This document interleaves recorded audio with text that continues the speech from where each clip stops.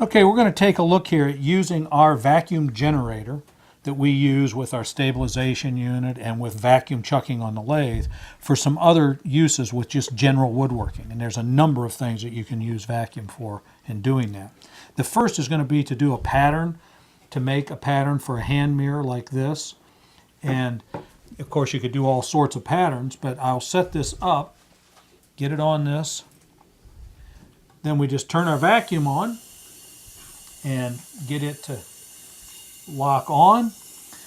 Now, this piece is on there and I can just follow around it with the router and make that pattern. So that's just going to stick right on there? Yep. You can't move it. That vacuum's going to hold that right in place. Okay? So I'm just going to take my router with a pattern forming bit and go around that piece now and we'll take a look at it.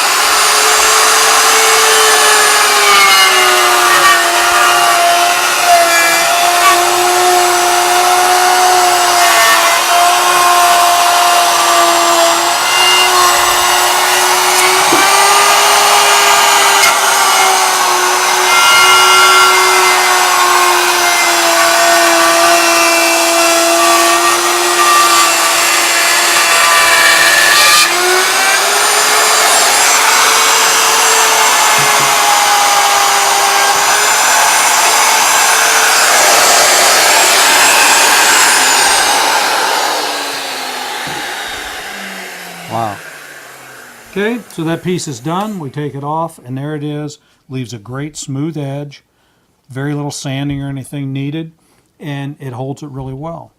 And then, you know, there's some other things. Will this run off of any compressor? Pretty much any compressor. It needs at least 2 CFM at 70 PSI. So would a little one like that provide that? A little one like that is more than adequate. Even the small pancake style make enough air to work with this. So you don't need a great big compressor at all. Most everyone has one like that around. If it'll run a little nail gun, it'll do this.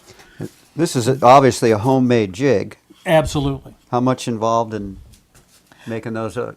Not much at all. In this case, I bandsawed this and just sanded it to get the shape and everything that I wanted. It's important that this edge be smooth because that's what your router's going to follow. That's it. Mm-hmm. And then you can do ones like this.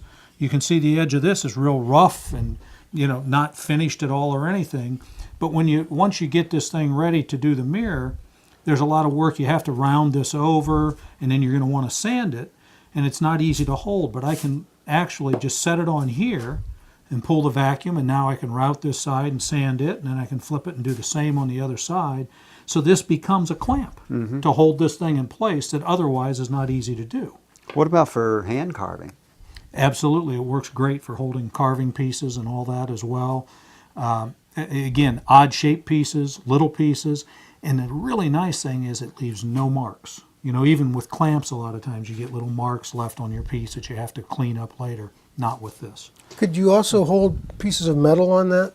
Absolutely. Flat metal? Sure, you could hold metal, you know, almost anything can be that will seal to this. You can hold it with it.